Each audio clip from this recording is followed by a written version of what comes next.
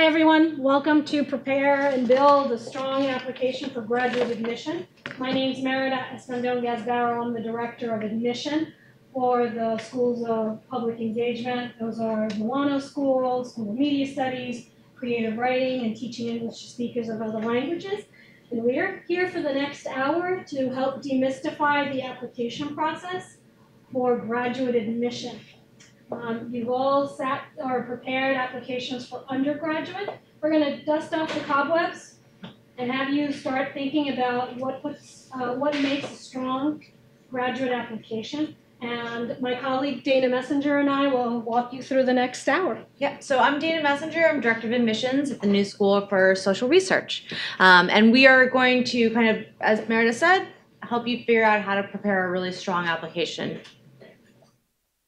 I will not spend a lot of time talking about NSSR because you've all been here and heard a lot about the school. We really are an institution, though, that uses theory and history to examine modern problems. So my best example is when you think about the Syrian refugee crisis, right? We wouldn't just look at what's happening today, but we would look at issues of migration in the past through different department lenses, through critical theory. It's really sort of the orientation of the institution.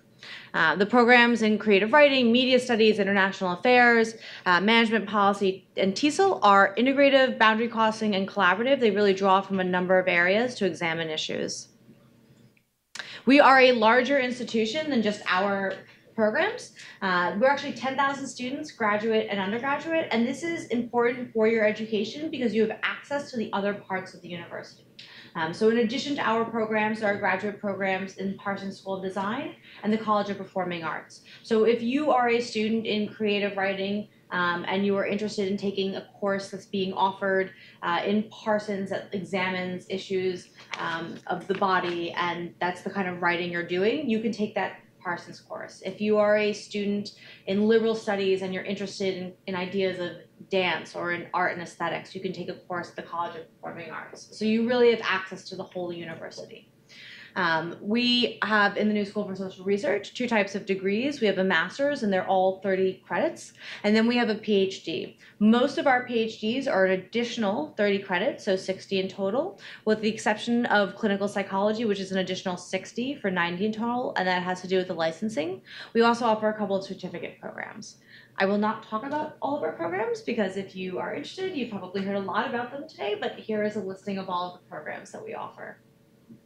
And similarly with the schools and programs under the Schools of Public Engagement, I won't go into specifics about any of these programs in this session, but by all means feel free to contact me or the Office of Admission, and also come to other events that we offer that'll allow you to learn more specifics about the program, the curriculum, what students are doing, what our graduates are doing. But in the Milano School of International Affairs, Management and Urban Policy, we have Masters of Science, Masters of Arts, certificates, and postmaster certificates and PhDs.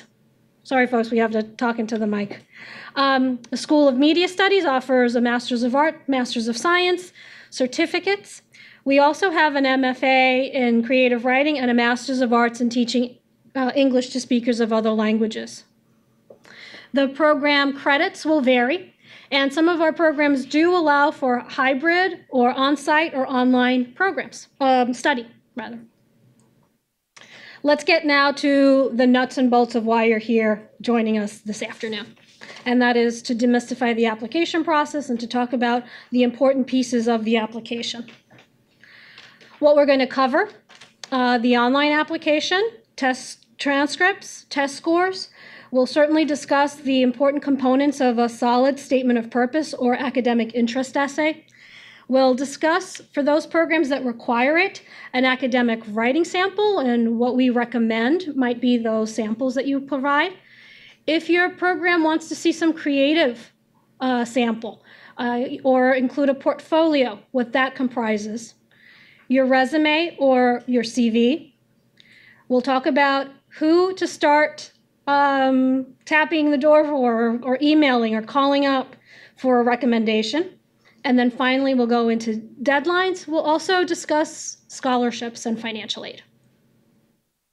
The online application, it is an application that you have full control over. You can Start it in stages, submit it when most of the relevant documents or supporting documents are ready for you to send. All right, it's available on the program website. At the point of application, all we're asking you for are unofficial transcripts. We'll talk a little bit more about that. And if you are a previous New School student in a master's program, you are seeking an opportunity just to take a course, and some of our programs allow you to apply as a non-degree student, or you're at another institution and want to take enroll in one of our graduate level courses. You are going to be filling out a separate application and see me and Dana later. In terms of transcripts, as I mentioned, at the point of application, we are asking you for unofficial transcripts or marks. How many of you have credentials from outside the United States? Wow, okay. So most of you have graduated from institutions in the United States. If you have an old transcript, it's in your drawer, all right? You've opened it, all right, it's unofficial. Scan front and back, and you can upload it onto the application. Your official or sealed transcripts are only required from all the universities or colleges that you've attended if you are offered admission. And then if you did some study abroad, or you were at a couple of baccalaureate institutions or at a community college, we'll need those transcripts as well, unless the grades are on your degree granting institution's transcript. Not just transfer credit, not that you got 3 credits for that study abroad, but the actual grades. You don't have to worry about tracking down a transcript. If there's an issue, contact us in the Office of Admission. All right, with securing any one of your transcripts or copies of your transcripts, please call us. Don't worry about what you should do, but rather contact us directly. And then none of you are international students okay. So you have credentials from outside the United States. If you do, then if you are seeking graduate level transfer credit, we will ask you to provide a credit evaluation course by course by a NACES approved agency such as WES. That's only if you are seeking transfer graduate level credit. And I'll just mention that if you guys have questions as we're going, you don't have to hold them to the end. So if there's something you see that really sparks a question, feel free to raise your hand. We're really here to give you guys the information that you want. So the GRE is only required for the New School for Social Research, and it is only required for U.S. citizens that have graduated in the last 5 years. If you're an international student, you do not have to submit it.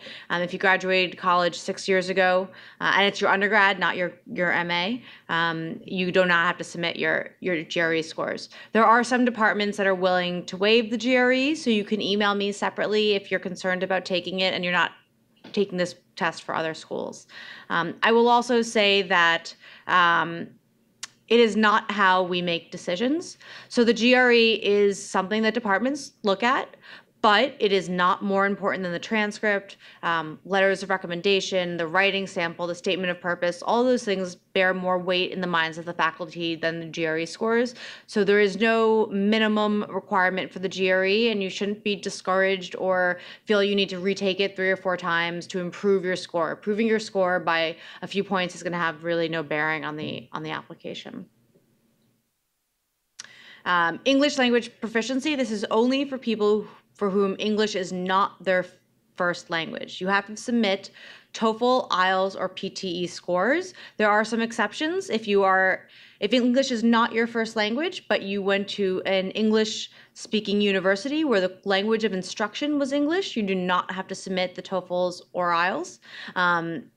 If you are concerned about this, if you've been in the US for a number of years, you're welcome again to email us separately, and we can talk about potentially doing a Skype interview for a waiver. But it is it is required for those that are international students for whom English is not their first language and they did not earn a 4-year degree from an English language university.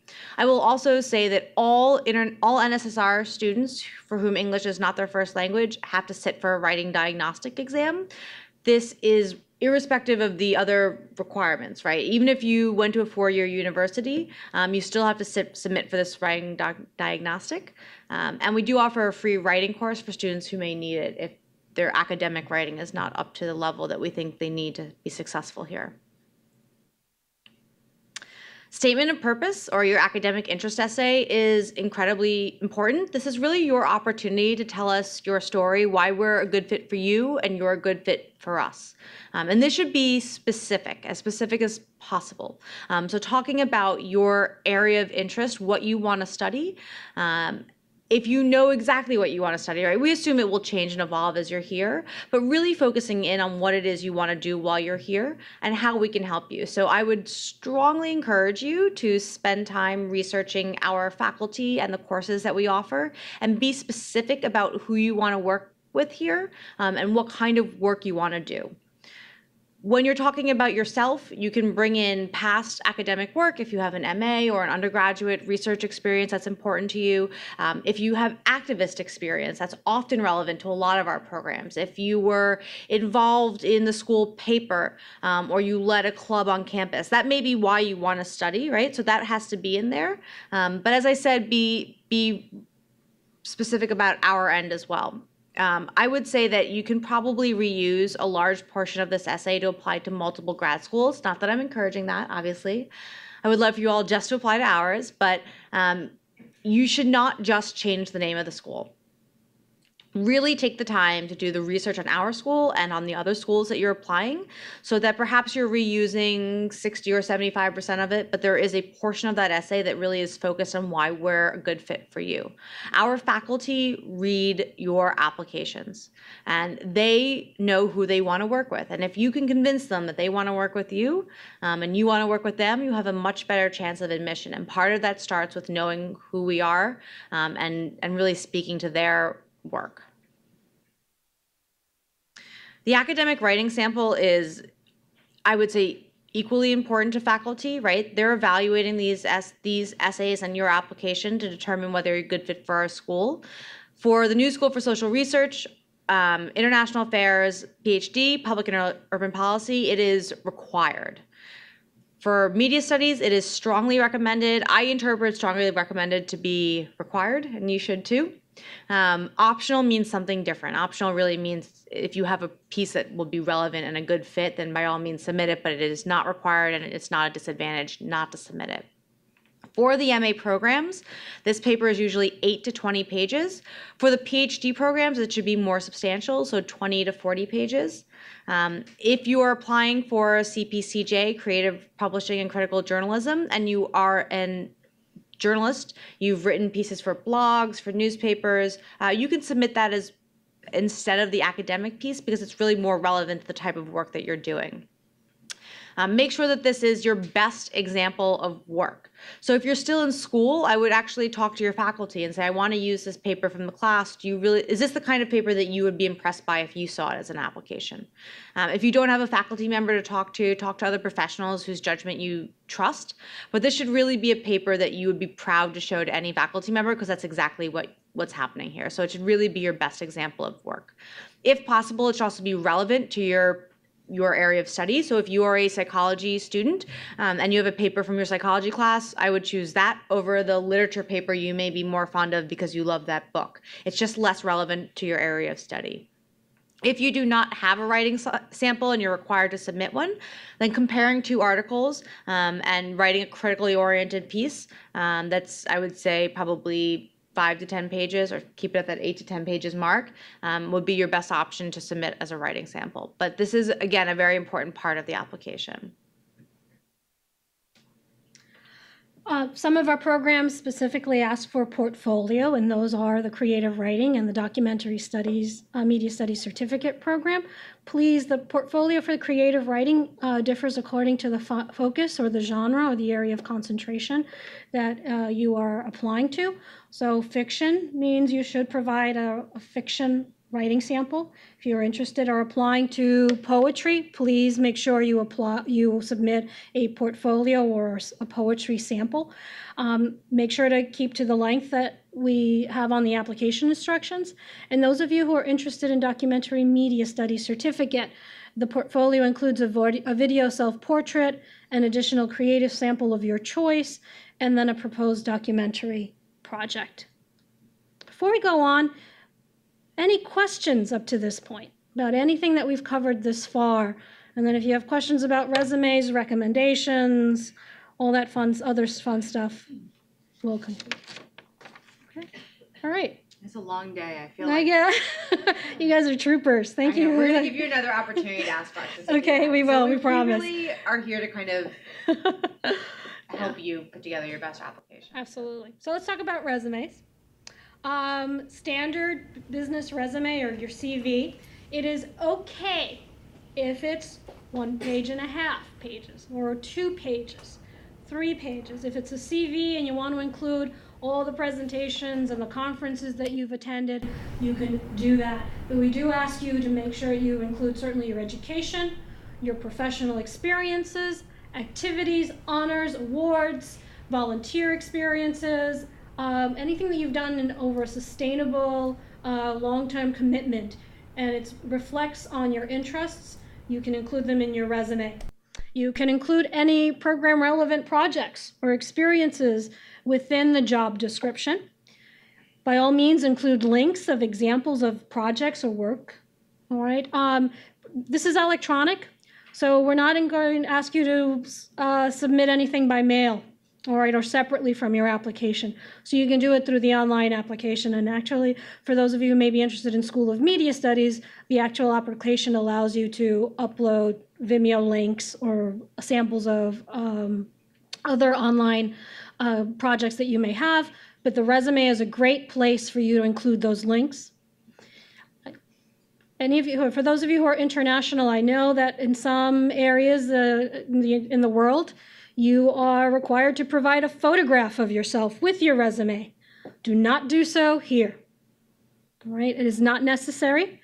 And then by all means, please include all your contact information and make sure it's a relevant address, mailing address, phone number.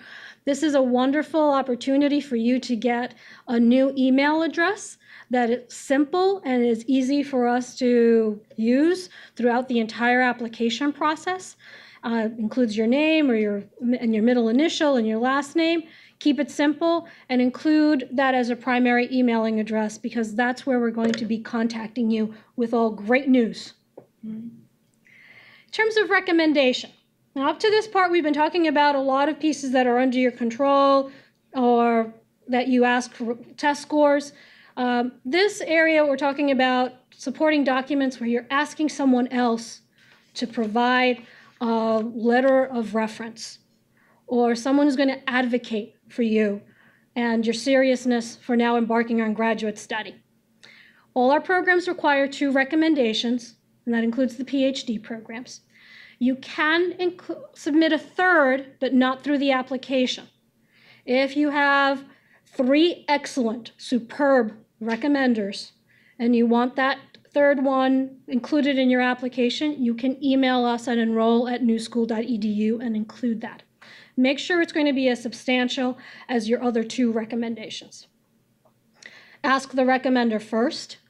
Please do not let the message that they get from our automated system in the application be the first time they are learning that they are going to be recommenders on your behalf.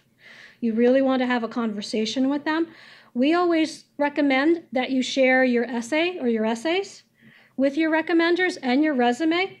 Have a conversation with them, a phone call, an email. Please remember to thank them after they've submitted the recommendation and let them know what's taken place, where you are in the application process. All right.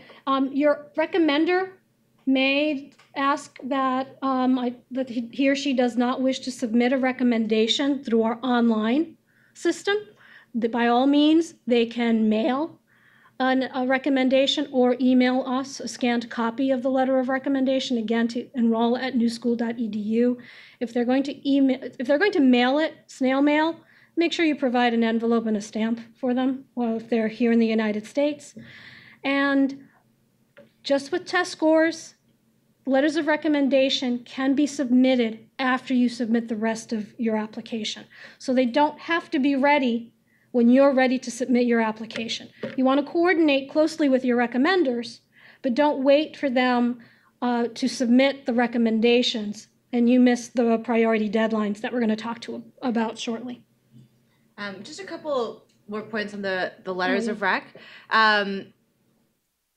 You should give them information, not just ask for a letter, but give them your resume, give them your statement of purpose. If there are things you hope to see in the letter, I would write out a couple of things, conversations you had in class. You want to give them a lot more information than just, hey, can you submit this letter? Because it results in a much better letter of recommendation, a much more personal one. You can submit academic letters, you can submit professional letters. If you are in school now, academic letters tend to be better letters because they're really more relevant to your experience. But if you've been out of school for 5 years, 10 years, 15 years, you may want professional letters because that will be much more who you are. It will speak much more to who you are now. I will say, though, that for academic letters, let them know the faculty you want to work with. Academia is a really small world. Admissions is a small world. But academia in general is a small world, and they may actually know that faculty member and be able to write a much more personal letter for you because of it. Yeah, I was going to say, can we stop here for a second and see if any... What's the email address for the third letter? Enroll@newschool.edu. Yeah, and that's true of anything else that you need to submit. So if you need to update your resume because something has changed, if you need to send a transcript that you could not submit the first time around because it was from that study abroad that you were waiting on, Yeah, or you need to tell us that one of your recommenders is not available any longer, all right? We can change the recommender. You can have a new recommender added to your application after you've submitted. So enroll@newschool.edu is a good email. Yeah. I'd say, too, about the recommenders that personal recommendations are not a good choice. Family members, friends, your statement of interest is really your place to talk about your passion and interest in the subject. It's going to be a more relevant or an authentic voice than a friend. These letters should really come from supervisors in your employment, faculty that you have worked with. If you are very involved in an activist or a volunteer organization, that may be an appropriate place to get a letter, but it again should come from somebody who understands the scope of your work and not from a colleague or a friend in the organization.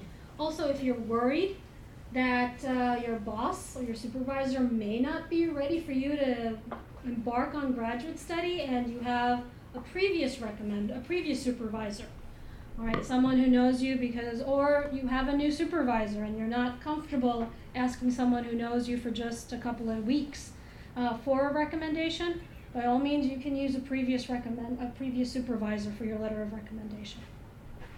You had a question. I was just is there any possibility of somebody helping with resumes? Is that possible? So we don't do that kind of work here, but you'd be surprised what type of alumni support you may get from your undergraduate or previous graduate institution. Even if you graduated years ago, I would still contact and say, is there someone who might be able to talk to me? Because it looks good for the school when they have high employment or enrollment in graduate programs. So I would start there as a place to look. We're going to repeat the questions. I just realized because we're live streaming, so we're going to need to repeat the question. So the question was... The question was, can I get some help in working on my resume? There are also some pretty good examples online, too. I would start there and kind of see. Ours is different than a job resume. Really, this is your chance to tell us about as much relevant information about your past as possible. So that's why it doesn't have to be one page. There should be a description of the research that you do or a description of your responsibilities and employment, of the activities you're involved in. I would not include everything you've ever done. So my first resumes used to include camp counselor on there. I no longer include that because although that was paid employment, it's not really relevant to me anymore. So I'd be mindful about what you include, but anything that you think relates in any way to your program should go on that resume. And if we don't get all the information we need from the title of the organization and your your job title, then you should provide a descriptor, because we only know what you tell us. And we are not judging the formatting, so some bolds and some underlines will probably be fine for purposes of the application. Let's talk about deadlines. Okay. Were there other questions though? I mean, we're gonna have more time, but were there Yeah. other ones we aren't answering? Okay. So we offer both priority and rolling deadlines here. So priority is typically offered because for one of two things, right? With NSSR, the New School for Social Research, our priority deadline in the fall relates to fellowships. We offer a couple of fellowships. One is full tuition, another is full tuition plus a stipend of $20,000 US. And for students who apply by our priority deadline, they will be considered for that fellowship and for admission. After that priority deadline passes, we still consider students for merit awards, but we are not considering them for that full tuition fellowship. If you're applying by a priority deadline, it is because you want to be considered for the fellowship. It also means it's because you want to hear back sooner. So we are, for students who apply in the fall who meet our priority deadlines, we're going to be notifying by March 15th. We review all of those applications before we review the ones that come in after January 5th. At that point, we review on a rolling basis, and we will review applications until the program is full. I can tell you for the PhDs in the New School for Social Research, those programs do fill up, and so typically in April, we are pulling down those applications. So if you're considering a PhD at our school, I would encourage you to stick closely with the deadlines. For New School for Social Research, the deadline is January 5th. Is anyone still thinking spring? Nope. No, okay. What happened? Where'd we go? There, next one. January 15th. So priority deadline is January 5th for the New School for Social Research. Afterwards, it's rolling, which means we'll continue to accept applications until the programs close. January 15th are the priority deadlines for the following programs. Again, you're getting first crack at scholarship awards and also notification at an earlier point in time. February 5th is a prior, and I will point out that public and urban policy, that January 15th deadline is a very strict deadline. They don't typically consider students after that January 15th deadline, so there's not often rolling admissions after January 15th for public and urban policy. So be very mindful of that deadline. February 5th is the priority deadline for documentary studies, and media management. Afterwards, they will consider applications on a rolling basis. TESOL offers a summer semester that starts in the summer. The deadline for that is January 15th. For the fall, it's rolling applications. Before we get to financing your graduate education, any questions up to this point? Okay, so you're all waiting to hear about scholarships and financial aid. So scholarships are actually a type of financial aid. With graduate admission, or graduate applications, your application is going to be considered for merit-based scholarships. Those are the departmental scholarships or the program scholarships that are offered by all of our graduate programs. There is a question on the application that asks, do you wish to be considered for merit scholarships? If you are a trust fund baby, if you have saved up for graduate school and you want to decline being considered for merit scholarships, then check no. If, however, you wish to be considered for merit scholarships, please answer yes. It's not a trick question. We do want to make sure we have consider students for the full range of scholarships. We do have limited funding for our master's and our PhD and our certificate programs, but you want to say yes if you do wish to be considered for these merit-based competitive scholarships. I don't know why you wouldn't say yes. We have students who say no, so good for them. All right. Outside scholarships. These are organizations, professional organizations, perhaps scholarships that your home countries, if you're international students, offer, Fulbright, for example, or CONACYT, or some of other that I can't remember from across other countries. So if you are applying to those, that's great.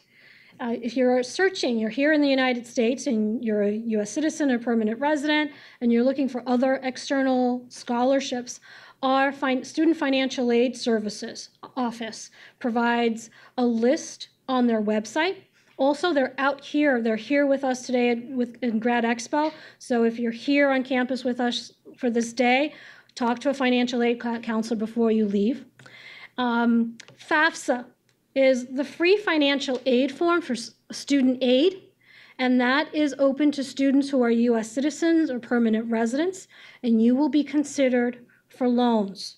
Federal loans, you can also be considered for private loans, but most of our students opt for the fixed rate, stable federal loans that are available. Graduate assistantships are on-campus job opportunities that are for graduate students. You can enroll, or once you enroll, rather, you are able to apply for those positions, not before. You can get a sense of the types of positions that are available at the institution for graduate assistants or graduate assistantships by visiting our Working at the New School page. So get to our website, scroll all the way to the bottom, Working at the New School, and there'll be a student tab. And browse through that. You could see the types of graduate assistantships that are available. Internships, if you're now applying the theory and you've got an opportunity to work with an organization through an internships, certainly those may be paid, and you may be able to help pay for your graduate study through those ways. And we What do you also want have to on-campus jobs. And we do have on-campus jobs. Work study is available. That's tied in with financial aid. All right, and there are some resources of work study, all right, and resources that are available through that. But here are some tips from us on financing your graduate study. Be proactive. Assume you're going to be accepted. And don't wait to complete the FAFSA until you've heard back from us. You want to be aware of the cost of attendance. What does that include? Keep in mind those priority deadlines. Right. For our U.S. citizens and permanent residents, there are a lot of, certainly a great deal more of resources here in the United States. Right here in New York City, if you are here, please check out the Foundation Center. They're a great resource. They have library hours. They're an excellent repository of information on grant offering institutions or organizations. They also give free workshops on how to write grants. So take a look at what they offer. Again, and our financial aid office also keeps a list. International students, you're going to have to look at exhausting all funding options that are available in your home country or any appropriate source in order to help finance your graduate study. All right, so what kind of questions? For fall 2017, is it, you said don't wait until you're accepted to fill out the FAFSA. When is the earliest you can fill out the FAFSA? Now? You can fill it out now. Right now? Okay. Yeah. Is it still okay if you wait until December? Yeah, absolutely. Finals? Yeah, so this is unlike, yes, this is unlike undergrad, right? You in your acceptance letter, you will also be notified of what your level of scholarship is.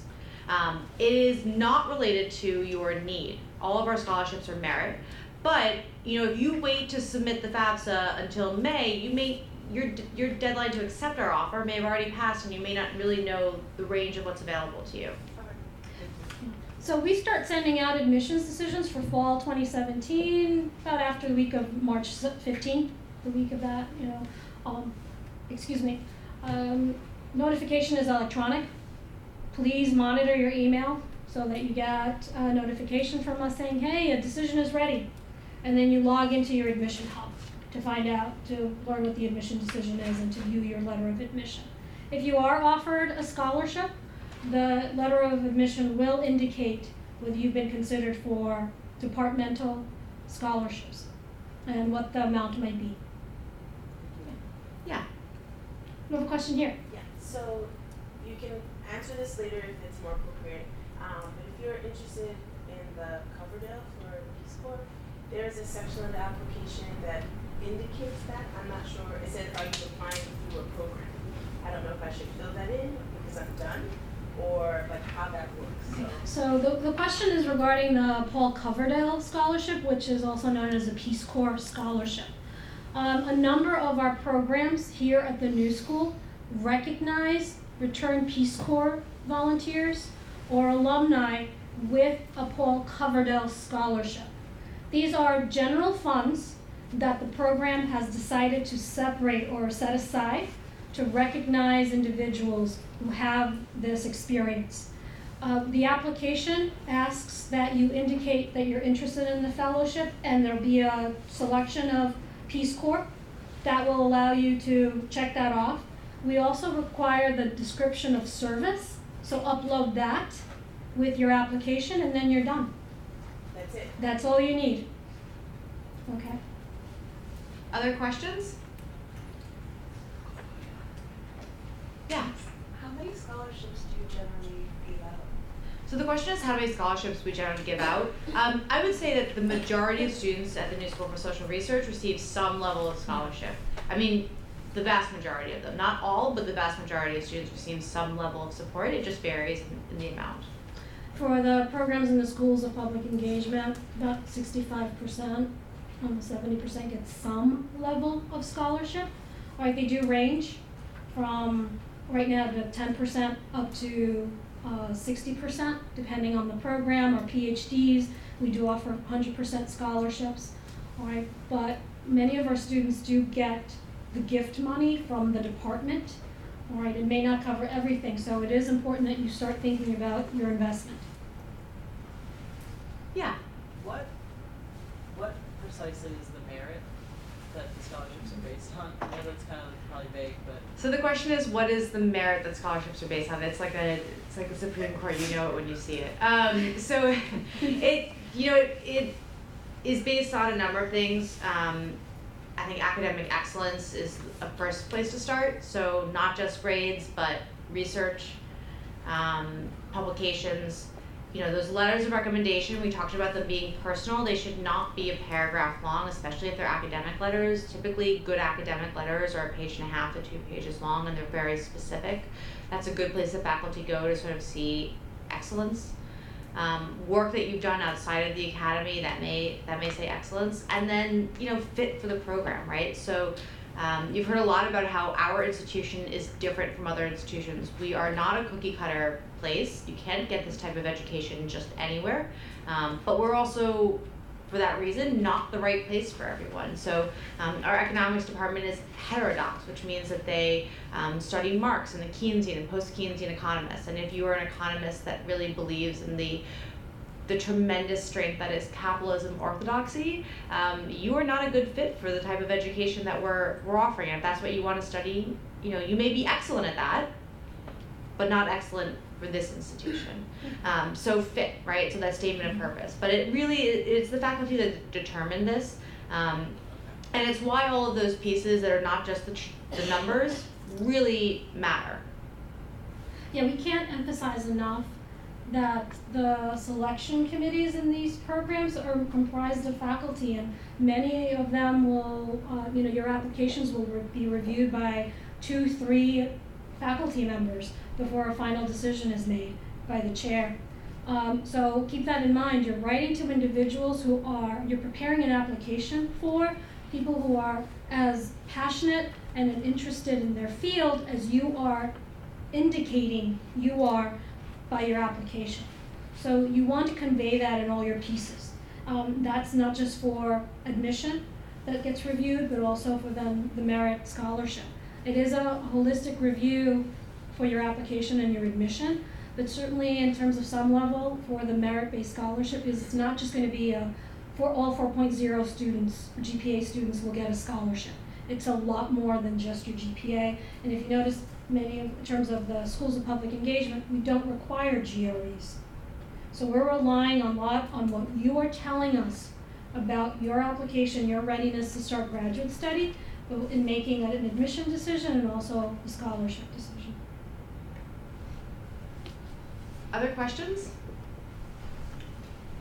Okay, so thank you so much for coming and spending your Sunday with us, really. Yeah, awesome. And these are all of our email addresses. So I realize that this is a process for a lot of people, and if you go home and you have a delicious Thanksgiving meal, and in your tryptophan stupor, you realize you didn't ask that question that was really important about the recommendations, please feel free to email us. We're always available to talk to students and provide more information on the program. We're also always happy to connect students with faculty or with current students.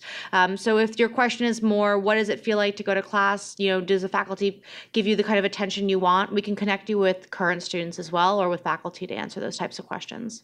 We offer information sessions, webinars, programs. We have student liaisons who will help you connect with a class visit, all that wonderful information to make you as aware as you can with your program, and ask questions. So join us, come back. All right, and Dana and I are really pleased that you spent a Sunday afternoon and morning with us. So go out and put together that strong application, all right? That's right. Thanks. Thank you.